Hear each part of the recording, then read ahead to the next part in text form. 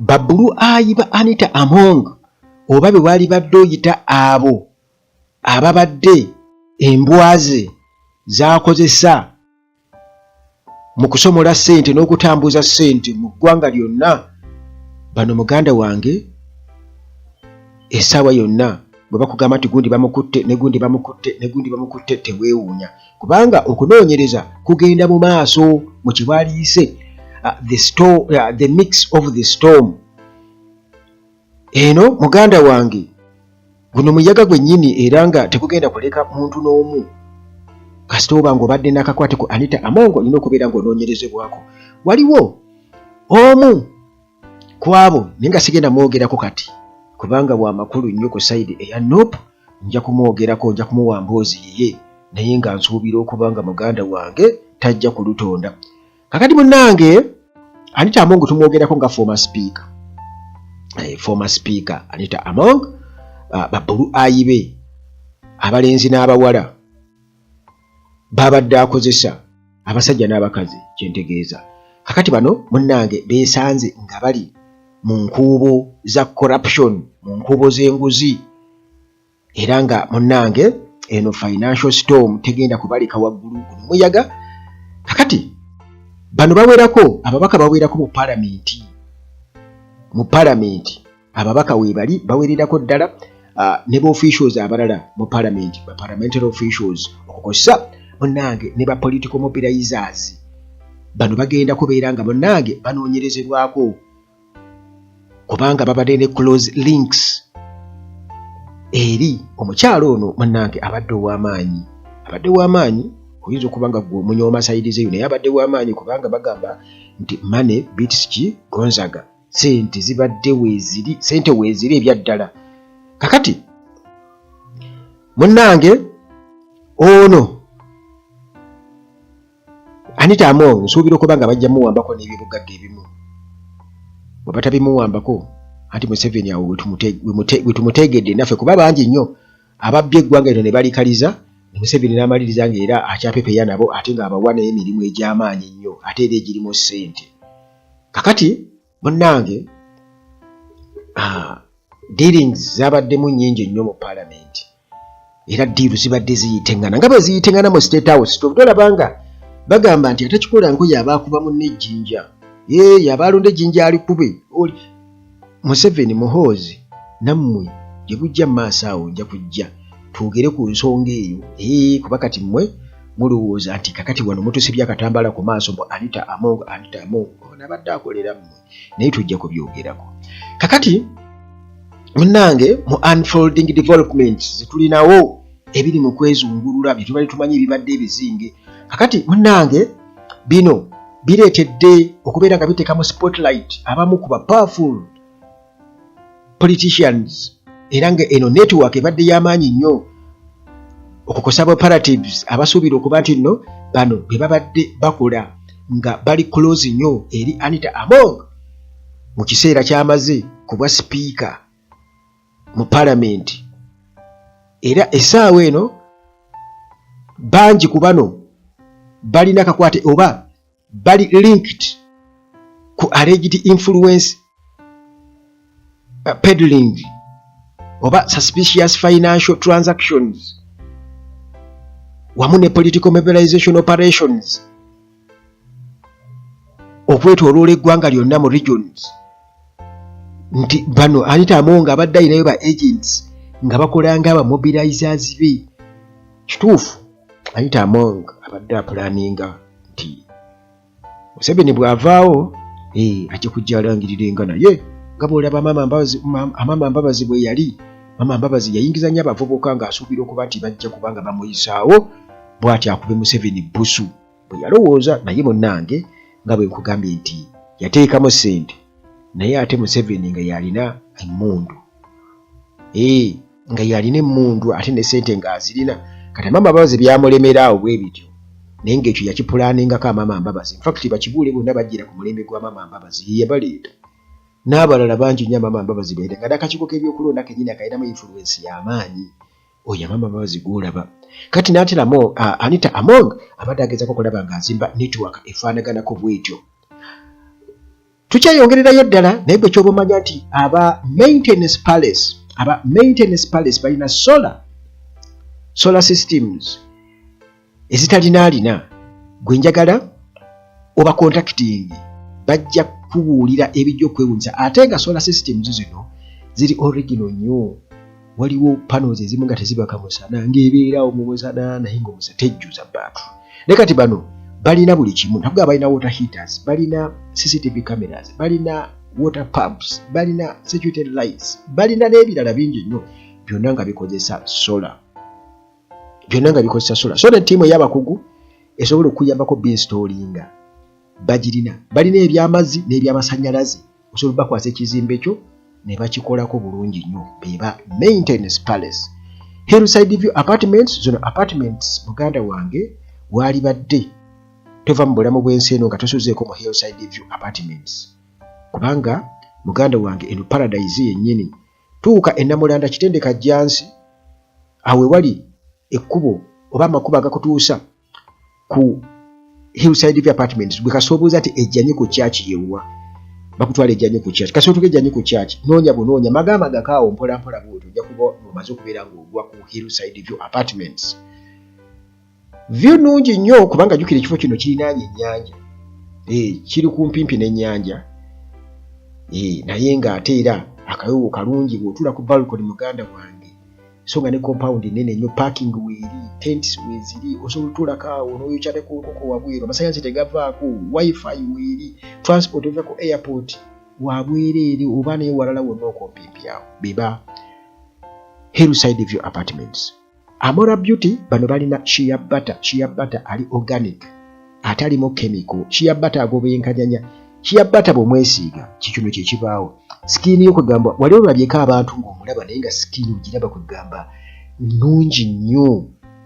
Teriiko kakajja kugamba olabira ddala mu butuufu eringa omuyembe kwegamba oguli awo oguli wakati w'okwengera embooseera nga bw'olaba ettama lya mama Shuraim oba oyagala kulirumako kifi kubanga linyirira nnyo shea butter. Kakati balina n'ebirala oils nnyingi nnyo ze basobola okunyonnyolako naye nga zonna ziri organic temuli chemical. Dokita wano ku Uganda Tulajo waali temufa birwadde. Waliwo abantu abali talented ku ndwadde. Ojja kwebuuza dokita yajjanjaba ki abantu batera okumbuuza naye munnange njagala obbabulira. Towakana mu nsi eriyo abantu abali talented nga bo Katonda yabatonda nga balina kubeera nga bavumula oba bawonya oba bakola batya naye nga ye gw'oluba okumunnyonnyola oba abaaliko kyo oba atuulwako kiteri amanyi aba ne solution ebiseera ebisinga obungi. Katolinda kuyeba abasinga obungi mulina ne mumala okugenda eyo ne muyeba ne mugenda ne musasula emiliyoni nga 2 munoneyo omulambo. Ne babaza kubijja nti tumweze kubijja abeera okumpi n'ebijja anti ekibumba kyasajjuka nedda. Kasita olwala genda ewa dokita akujjanja akunnyonnyole asooka kunnyonnyola kiki ekikuluba na butya bwagenda okujjanjaba okumanya oli ajooga. Abakwa ati kati gwe kino gwe kati ngenda kujjanjaba bwe bw'otakola mputtu ojja kuwona. Kakati munnange eyo tuvuddeyo kubanga awo ekyo kikulu nnyo akaka section yako kakulu nnyo kubanga ebyo byonna byennangawo byamakulu nnyo. Kakati munnange tuddeyo ku nsonga ya Among naye ndakugambye nti waliwo omu ku bantu benja okwogerako gye bujja maaso eyo naye nja mukolera programu yiye kubanga oyo definitely nakiteebereza dda sente za Among. Kakati Among munnange aleetedde ababaka ebisibo era ng'amannya mangi nnyo agavuddeyo mu njega eno mu muyaga guno. Among gwaleese storm y'amaanyi nnyo. Kakati waliwo ayitibwa Dickson Kateshumbwa munnange waliyo mulaba mutya Amos Kankunda, Herbert Arigo, Dan Kimosho, Patrick Opolot, Isiaji, Asomani basaalirwa, Abdu Kantuntu wamu munnange waliwo ne Simon Silwen Ono, former parliamentary commissioner. Abamu ku ba MPs muganda wange bano kigambibwa okuba nti babadde bakolera wansi w'obukiiko obumu mu parliament obuli influential parliamentary committees omuli finance, national economy committees. Ezo kakati zino nga zikwasaganya bya nsimbi era nga zisalawo kinene nnyo ku by'ensimbi. Kakati era bano babadde n'omukisa okubeera nga basisinkana abamu ku ba high profile government officials ne ba senior accounting officers ne business figures, era nga muganda wange badiringa na high profile government transactions. Abo bonna babadde omwo nga bakola ki? Babadde beerira kasente nga bagira bati ne bagira. Kakati wano njagala okubuulira bino byonna bireeseewo obuzibu nti mu sisitimu eno eya parliament nti babadde bafuna ssente okuva mu abo abajja mu bukiiko bu parliamentary committees.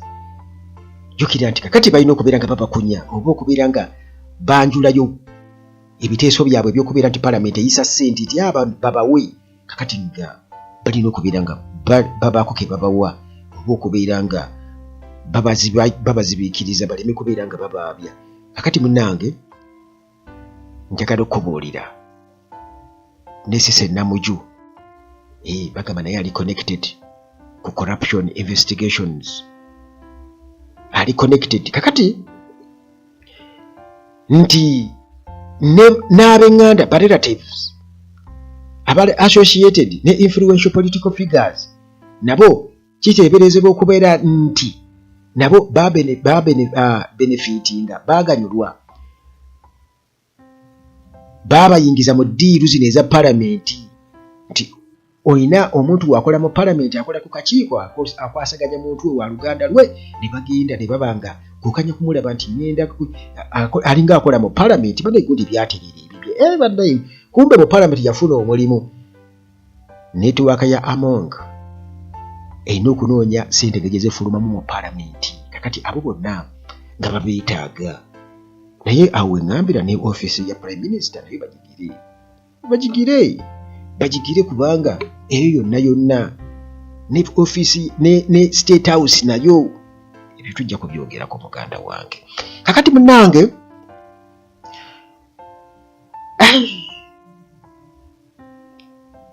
bagamba nti waliwo muwala wa Patrick Isiyaji, muwala we kigambibwa okuba nti yafuna miliyoni 7 mu lunaku lumu ku akawunti ye, era nga bino biri connected, bina link ku parliamentary related transaction, sente nga ziva mu parliament. Kakati munnange sente ezo mu lunaku lumu lwennyini olwo ne baziggyako ne withdrawing miliyoni 7. Miliyoni 7. Kakati ensonga eno bwetyo ya attracting CID investigators okubeera nga ekintu kino bakitunuulira nti myaka 2 kasokedde nga kibaawo, myaka 2 mabega, era nga bagamba nti ne Solowenyi kennyini bw'atyo ali mu kubuuzibwa ku transactions eziwerako. Solowenyi kakati bagamba nti waliyo ba senior managers wamu ne ba directors wali ku parliament nabo muganda wange bali mu kye bayita quiet scrutiny, bali mu kubanoonyerezaako mu kimpukumpuku kubanga omusimbi mungi nnyo. Kigambibwa okuba nti gubali gutuula ku akawunti zaabwe era nga gurenyingira miliyoni 4 ku 5 mu lunaku lumu ne zivaako. Bino bye bibadde bijjanga byogerwa ekibiina kya NUP, era nga baagala okubeera nga abantu beekalaka, abantu bagezaako kwekalakasa nga boogera ku nsonga zino ne babavuvuba.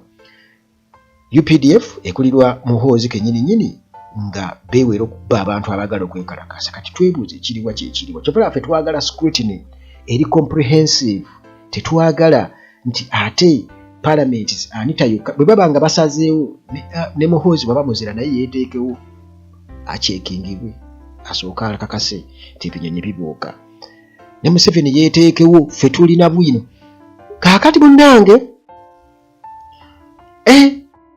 omuyaga guno era gumaze okubeera gagwanika political mobilization structure nti mu byobufuzi Among abadde azimba structure abadde azimba network okwetoloola regions ez'enjawulo mu ggwanga era ng'akozesa abo ba loyal legislators ba MPs abamuwuliriramu abadde abakozesa ba minister ne ba political parties abalala ng'abakozesa okwetoloola eggwanga ng'alina kyazimba era omusimbi mungi gwe badde guyingira wano mu ggwanga mungi nnyo era sovereignty bill eyo kigambibwa okuba nti ng'ogyeko opposition naye ne Anti-Among egenda kumunyiga walawo oyisa bill egenda okukwata muganda wange ng'oli mu palamenti oyogera oluzungu naye nga weekubajje weekomerera fe kyokuwuliriza Kyagulanyi yakugamba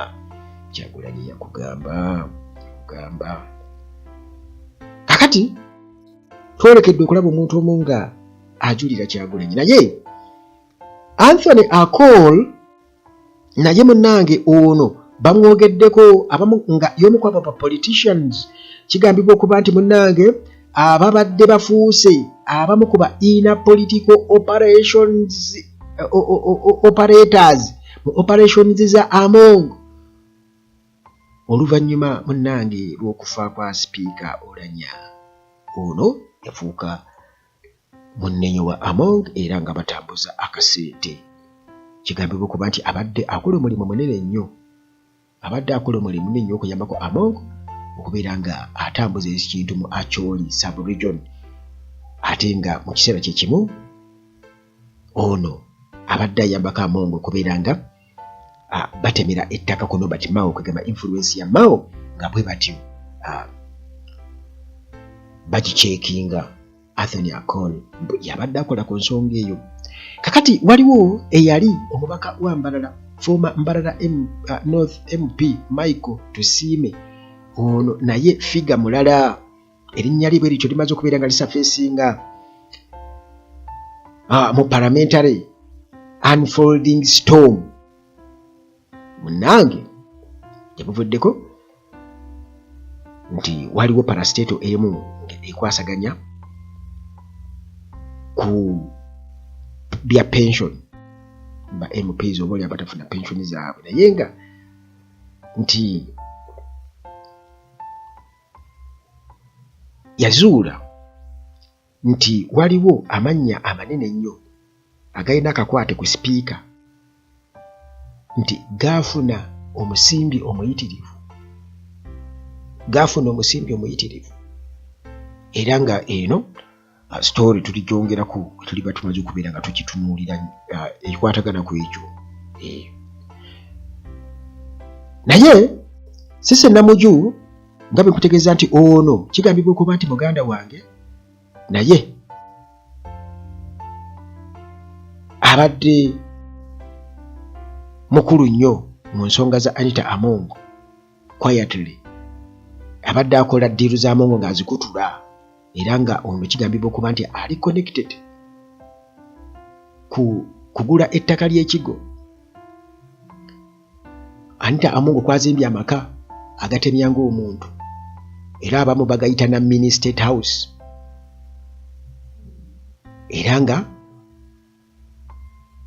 babadde bagamba nti gano gabadde gagenda kuggulwawo Anita Among mu kulayira ng'amaze okubeera nga alayizibwa kuba sipiika amaka gano gabadde gagenda kuba nga gye bakolera emikolo akabaga ak'okumwozaayoza kakati okunoonyereza muganda wange kuno era ku stretch njya tukugenda e Karamoja ne mu Buganda region era nga eno bagamba nti waliyo ba ministers abakyala n'abaami abagambibwa okuba nti babadde bacoordinatinga political mobilization activities eza Among babadde bakwasaganya political activities eza Among kitegeeza nti Among abadde ne plan namutaayi kukubeera ng'azimba structure ye kitegeera bagamba nti waliwo state minister ow'Ekaramoja, female state minister w'Ekaramoja, kigambibwa okuba nti ono y'omu ku babadde ba mobilizers ababadde bakolera Among okubeera nga bakonsolidatinga support mu sub-region eyo Karamoja. Kakati waliwo era junior female minister okuva mu Buganda era nga ono amannya ge batugambye nti bamuleese mu abbreviation agende ye MD. Ono kigambibwa okuba nti naye abadde ya controlling mobilization, abadde akolanga omukunzi wa Anita Among ensonga bwe zitugambye mu Eastern Buganda region mu buvanjuba bwa Buganda, abadde ayambako nnyo Anita Among nga bagezaako kulaba nga basensera. Katugoza okubuuza nti basensera batya? Bayinza okusensera mu ngeri nnyingi mu bibiina by'abakyala eyo, abavubuka, bodaboda stages, bwe bityo. Kati mujja mumanya bino Among yabituwa kati agenda okujja muganda wange nga mubuuzi agira ati naye waliwo ate ye kakongeka ku kkubo Kyagulanyi, abo bonna abalinze eddagala lyabwe liririmu era alirina muhoozi kyekye akyali kwa Among gwasangulawo, naye ate eri abadde ayagala bonna muhoozi abakwata abateekawo mu kkomera Besigye, Bobi Wine akwate ne Among n'abalala bonna ayagala abanyige nga bw'olaba mu BPDF bwe yanyiga abasirikale bonna, olina connection ku bazungu kwata onaki bonna nga ajja abanyiga. Kati muhoozi ageza kunyiga abo bonna abayinza omulemesa okusikira kitaawe. Omuntu omwe akyamulemye okubeera ng'afunza ye Robert Kyagulanyi Ssentamu. Kakati munnange nti waliwo ate minisita omu omulala okuva mu Central Buganda era nti ono naye bali mu kumunoonyerezaako. Kigambibwa okuba nti ono yakola omulimu munene nnyo, abadde aplayinga a central role mu kuneutralizinga omu ku ba rivals ba Anita Among mu Busoga. Abadde agezaako okuba nti agezaako okulaba nga alwanyisa omu ku abo ba rivals Among babadde akugula nabo mu Busoga naye ng'ali wano mu Buganda. Abo bonna bali mu kunoonyerezebwako muganda wange. Kakati bino byonna muganda wange bigenda mu maaso, naye teweerabira nti okumanya Anita Among abadde muzibu nnyo n'abamulerera abaana. Abamulerera abaana guyinza okulowooza nti osobola okuva eno mb'ogeze kulera abaana bwa Anita Among. Olina okuba nga muganda wange era ozitowa era ng'ebintu obitegeera. Kati n'abamulerera abaana just okulera abaana nabo babadde bayisibwa mu ssente empitirivu, okuva mu paalamenti era bonna bali ku network ey'aba-politicians ne ba MP ba ministers bonna ababadde bakolagana ne Among bonna babatunuulira naye tebannabakwatako abo abalera abaana ba Anita Among. Nga bwe nkutegeezezza nti olunaku olwaleero bayinza bituyiri bakuba n'emboozi za Anita Among eziwerako, munaatusonyiwa kubanga ensonga eno nkulu nnyo era tugenda kuba tugitunuulira mu episodes eziwerako. Tetwagala kuwanvuya nnyo mboozi era kakusibulira awo. Mukama Katonda akuume.